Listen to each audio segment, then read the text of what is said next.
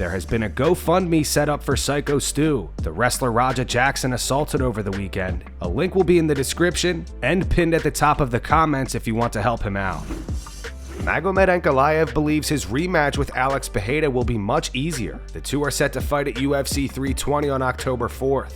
Ank said, "Well, I think the rematch will be much easier than the first fight, because statistics always show that fighting me in a rematch is very dangerous. I think we'll prove again that it's not a good idea to face me in a rematch. Anything is possible. I'll do whatever it takes to dominate. If I need to wrestle, I'll wrestle. If I need to strike, I'll strike. I don't think we'll have any problems anywhere. So it's possible I won't try to take him down because he's expecting it. But let him prepare, that's fine. I actually want him to come into this fight 100%, so there are no questions about the outcome. I don't want to hear talk like last time, about him not being ready or something not being done. I want him to be in great shape, so that after our fight he has no excuses."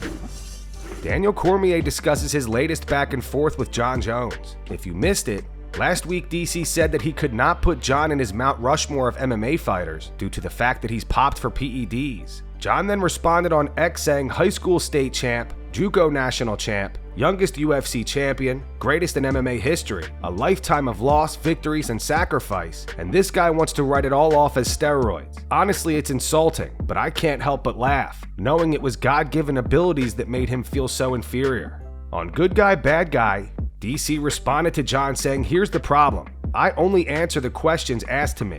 That's what I do. Guy asks me a question about Jon Jones. I tell him my truth. The reality is this though. I will always go above and beyond to credit him with being A, toughest guy I've ever fought, B, the hardest fight, one of the smartest fighters in the octagon. I give him all the credit of being one of the best fighters ever, but I'm not going to say, oh yeah, you're one of the 4 greatest fighters of all time.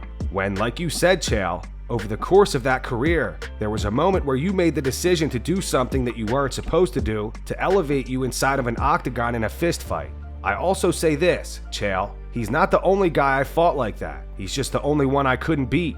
I never took a drug test until I got in the UFC, so it's not like these guys weren't doing anything. He was just the one I couldn't beat. So I give him credit, but this guy is so weird. He's such a weird guy. Because even if I will talk about him, this was 20 minutes of me talking about him and polishing him up, telling him all great things about what he does in the octagon. It's the negative thing that he latches onto, because that's what he wants to do. He wants to latch onto that negative thing, when in reality, I feel like I was very fair. To say made me feel inferior. You were a high school state champion. I won 3 and a world medal in high school, and I made the United States world team when I was in high school. You were a JUCO national champion. I won 2 of those and became an NCAA All-American and finalist. Then I went on to make 2 Olympic teams and win 6 US national titles. Then you went on to become the youngest champion in UFC history. Absolutely, I was a UFC champion too, in 2 divisions. So how can you tell someone they're inferior when all the accolades are kind of the same but better? They're just better. How do you call somebody inferior? Jon wants to be called the forever champion. He said that now he should be called the forever champion because of all of his accomplishments in the UFC and how long it's been. Now Chael, this Jon Jones I like. This I like. I don't like the whiny little b****. I like this because you went through 3 decades of fighters. Now we are going to call him the forever champ. No, but that I kind of like. Sean O'Malley admits he lost focus trying too hard to be like Conor McGregor. He said he wanted to copy Conor too much instead of just being himself. And I knew that you had watched Conor a bunch. Yeah. Did you use him as a role model at all? 100%. Like, the way he carried himself into fights, the confidence, his confidence to say what he thought was I'm gonna knock this dude out round 2. I'm gonna do it. Like, I got a lot out of that, and I was like, okay, I can be confident like that. And I feel like I got lost almost in a sense where I wanted to be like Conor too much instead of being like myself. When do you think that was? I feel like I would say like the first Merab fight, I almost like, it was my 2nd title defense, and I was like, I want this to be big. I didn't feel like it was big. I didn't feel like Merab was a big name. I felt like I had to force it. It was at the Sphere. Like, I felt like I had to like create something, and I didn't like how that made me feel. In a sense, I'm like, because I didn't hate Merab. I would have loved to knock him out. I would love anybody if I want to knock out without it being personal. Yeah. But I felt like I made that one too personal, and I didn't like that.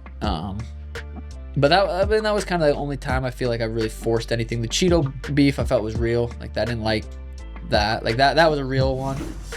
Last week, Sean Brady claimed that he was supposed to face Ian Garry in the main event of UFC Vancouver. However, Ian drug his feet in negotiations, so the fight's not happening. Ian has since responded on his Instagram story.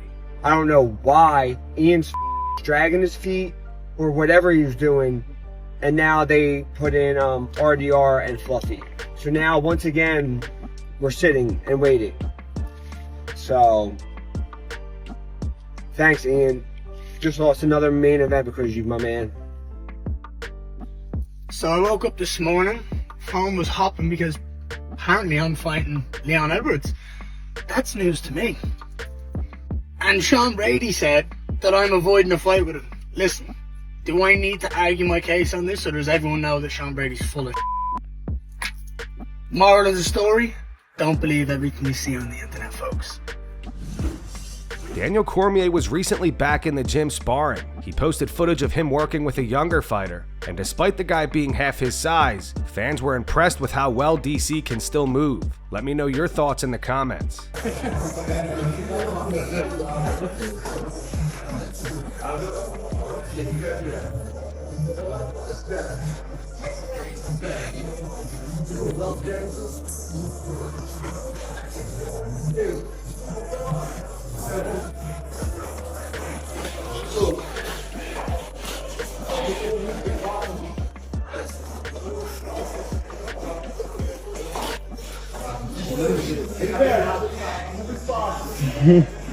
Go, Dima!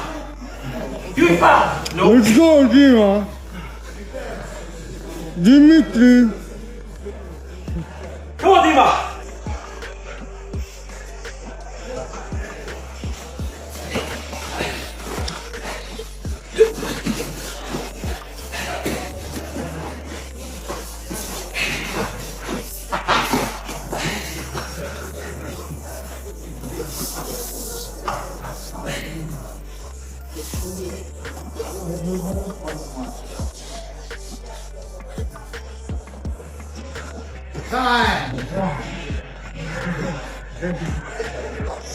Okay, Trey.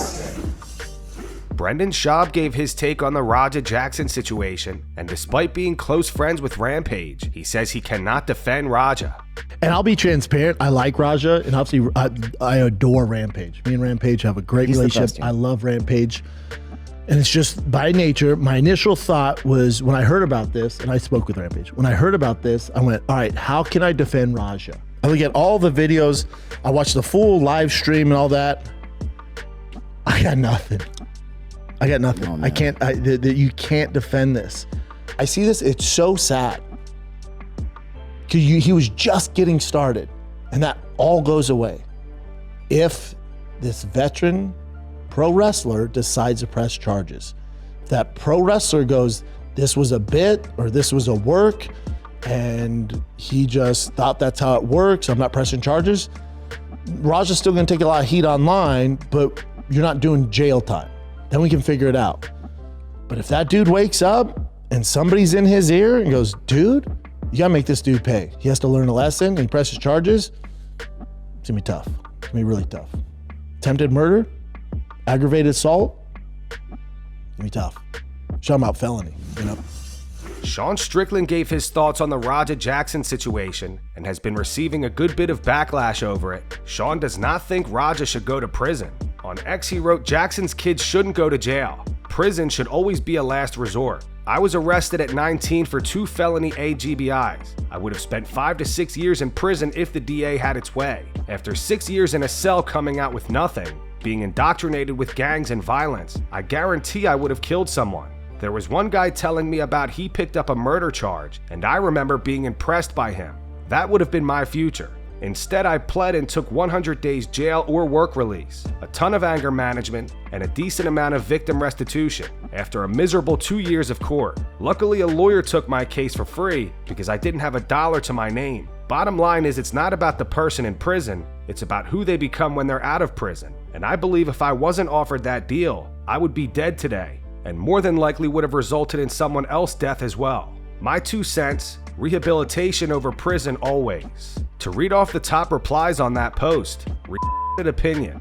Yeah, I'm a fan, man, but you clearly aren't rehabilitated. You are unhinged and could easily kill someone. Prison isn't always about rehab. It is oftentimes just protecting society from someone dangerous. Big gap between 19 and 25. By 25, you should have impulse control and act like a human in society, not a feral animal. You are f***ing retarded. Raja has no impulse control and almost beat a man to death in front of the entire world. He is a f***ing animal, danger to society, and should be put in a cage for a very long time. F*** off. And Sean, that is the worst opinion you have ever given. He is an adult that is MMA trained by his father. He unloaded dozens of times into the head of a defenseless man. If he doesn't know that's wrong now, no rehab is going to help. Only prison. Wise up. Rampage Jackson gave a statement to TMZ Sports today regarding his son. They approached Rampage while he was at the airport and asked if he had anything to say. Rampage said, "I wish I could say something. All I can say is, a lot of racist people giving me death threats and stuff like that. Like I'm a puppet master, calling me a bad father. It's uncalled for. Anything I say gets twisted anyways." Some more details have emerged today regarding the Raja Jackson situation. Multiple wrestlers have come out and claimed that management of Knox Pro Wrestling are telling the wrestlers involved to not cooperate with police. But the most disgusting thing is that people at this school are being encouraged to not cooperate with the police. From what I hear, the police were there investigating the scene shortly after Stu was removed, and there has been multiple requests that have gone downstream from upper management to not talk with the police directly if they are contacted, and to only let a certain group of individuals interact with the police. That is extremely dishonest. You guys let your friend almost die, and now you're trying to have people lie for you. Here were the screenshots they were talking about. This individual wrote, "Please refrain from engaging in comment sections on social media posts about this tragedy. It will be weaponized in potential criminal and civil cases. Fly low." They followed up saying, "If law enforcement or an attorney for the suspect contacts you in any capacity, let someone here know right away for guidance on how to address them." And multiple individuals responded, "Yes, sir." Doug Malo, the wrestler who stepped in and pulled Raja off of Syko Stu, says that Rampage will be getting sued over this situation. He calls him out to a boxing match. Why don't we pitch the idea? Hey, Rampage, you're getting f***ing sued all over the place because you piggyback your f***ing son's f***ing life. How about this? Why don't we just f***ing have a boxing match? Why don't we just fight? You'll probably whoop my ass, and I don't give a f***. You raise money for your f***ing son's legal defense, and I'll raise money for Stu. By the way, I'm assuming by the time this video is out, there'll be a link to Stu's GoFundMe. There should be a link to Stu's GoFundMe. So we'll put that. Nobody donate to anybody that's not directly willing to give all 100% proceeds to Stu with proof. Stu's wife deserves that, and Stu deserves that. And that's going to wrap it up for the news. Thanks for watching. For daily MMA news and content, subscribe to Full Mount MMA and click the bell icon to be notified when we post videos. Here are the 3 top comments from last video. The first one's from Daniel. It says, "Send Raja to prison for 10-20 years and forget." The second one's from Josiah MMA. It says, "Raja has to do time. That was so insanely violent." And the final one's from Anti-Fan McLovin. It says, "Raja needs to do some time for that attack. At least a few years. It was brutal. Oh, and by the way, you're a scumbag if you repeatedly beat on someone who's already knocked out." Those were the 3 top comments from last video. If you want to be featured in the next one, all you have to do is comment down below. And if you missed yesterday's news, click the video on screen right now to get caught up.